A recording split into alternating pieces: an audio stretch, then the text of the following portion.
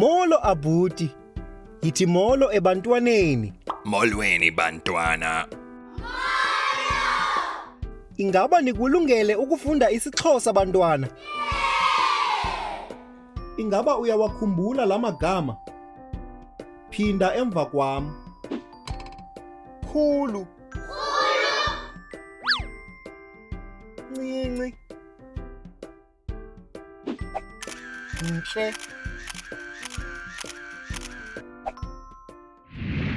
Ngoku masifunde amanye amagama amatsha. Phinda emva kwam.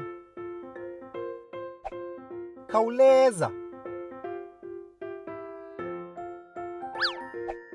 Meleleyo. Krele-krele. Ngcolayo. Thuleyo.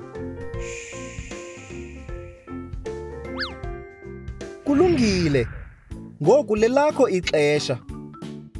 Ungayifumana inguqulelo echanekileyo?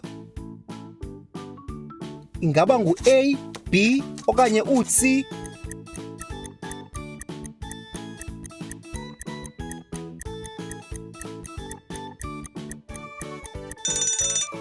C.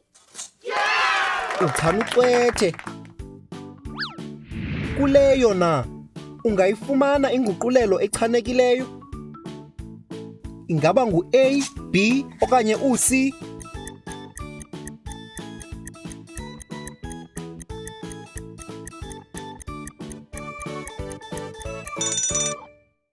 A. Uchana ucwethe.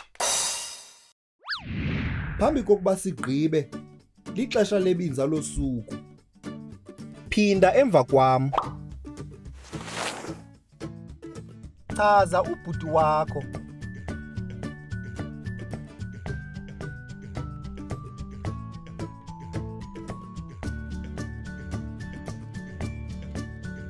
Uyakwazi ukuchaza ubhuti wakho?